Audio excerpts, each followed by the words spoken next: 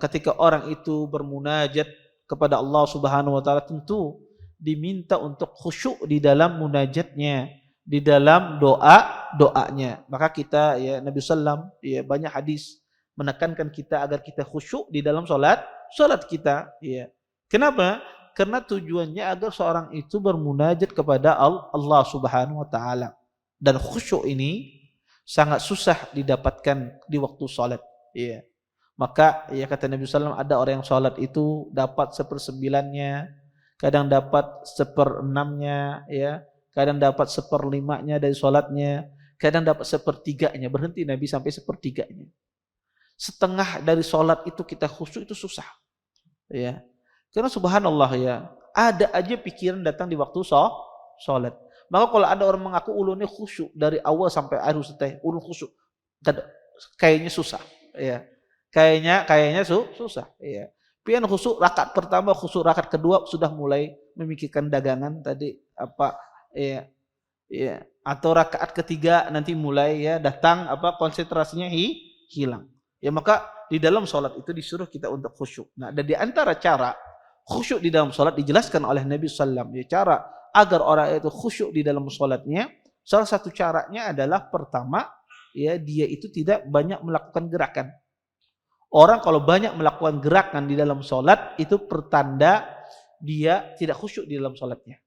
Ya setumat-tumat garu-garu. Kada sampai 10 detik bujukan kopiah pulang. Kada seapa pulang bujukan baju pulang. Haru aja ya. Ya. Kada sing tuntungan sidin lawan baju sidin. Ya.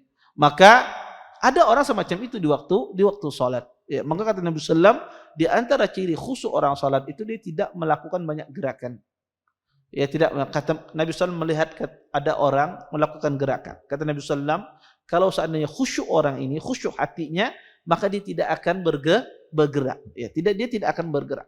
Maka orang banyak bergerak itu menandakan hatinya tidak khusyuk kepada Allah Subhanahu wa taala. Kemudian yang kedua adalah agar orang itu khusyuk di dalam salat ya. Dan ini juga dijelaskan di dalam syariat kita bahwasanya dia datang ya sebelum iqamah dikumandangkan. Dia bisa melaksanakan sholat sunnah dan semisalnya. Karena sholat sunnah itu ada sebetulnya pemanasan. Sebelum kita melaksanakan sholat. Maka orang yang datang lebih awal di masjid, melaksanakan sholat sunnah, berzikir, maka condong hatinya itu lebih tenang. Ya, hatinya itu lebih tenang. Karena ketika dikumandangkan sholat, maka dia lebih siap. Dia lebih siap. Nabi SAW kenapa melarang? Orang itu ketika dikumandangkan iqamah, dilarang untuk apa? Tergesa-gesa. Datang ke masjid berlari. Dilarang oleh Nabi SAW. Kenapa? Karena orang yang berlari, datang ke masjid, kemudian takbir, pasti dia tidak khusyuk. Pertama manggah-manggah dulu. Ya, pertama manggah-manggah dahulu. Ya, jelas dia tidak khusyuk. Ya. Dan orang yang datang di awal itu menunjukkan dia bisa lebih khusyuk.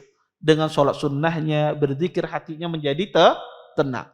Maka kata Nabi, kata ahlul ilm, di antara cara mendatangkan khusyuk itu adalah seseorang melakukan sholat sunnah, zikir sebelum seseorang melaksanakan sholat. Dan di antara bentuk khusyuk juga dalam sholat, sebagaimana disebutkan dalam hadis ini adalah seseorang mencari kondisi yang sepi, kondisi yang tidak mengganggu khusyuknya. Di antara kondisi mengganggu khusyuknya adalah orang yang nyaring bacaan. Ya, orang yang keras bacaan. Maka syariatnya kalau ada orang sholat di samping kita lagi membaca Al-Qur'anul Karim dan kita mengeraskan bacaan kita pada saat itu, maka kita pelankan. Ya, maka kita pelankan jangan sampai mengganggu orang di samping ini. Tetapi pula Bapak Ibu ikhwan dan akhwat yang dimuliakan oleh Allah Subhanahu wa taala, maka di hadis ini dilarang kita untuk mengeraskan bacaan kita ya membaca Al-Qur'an kalau ada orang sholat di samping kita. Maka kalau ada orang sholat di samping kita, maka jangan sampai bacaan kita ini mengganggu orang yang sedang sholat tersebut. Tapi Ustadz gimana Ustadz? Misalnya saya membaca Quran di pojok, inya beristilah sembahyang di ulun. Kadang-kadang ada demikian. Ini juga demikian orang yang hendak sembahyang sunnah, maka kalau seandainya tempat masjid itu luas ya, jangan beristilah sembahyang orang sedang orang baca Al-Qur'an ya. Jangan sampai dia juga menyerumuskan dia terganggu ketika dia membaca, ketika dia di dalam sholat. Maka kalau ada orang membaca Al-Quran, maka cari tempat yang lapang, dia tidak terganggu. Orang yang membaca Al-Quran pun tidak terganggu. Maka harus fakih juga orang yang sedang sholat tersebut. Maka hadis ini menjelaskan oleh Nabi SAW. Maka kata Nabi SAW melarang seseorang membaca Al-Quran, mengeraskan bacaannya yang mengganggu orang yang sedang sholat.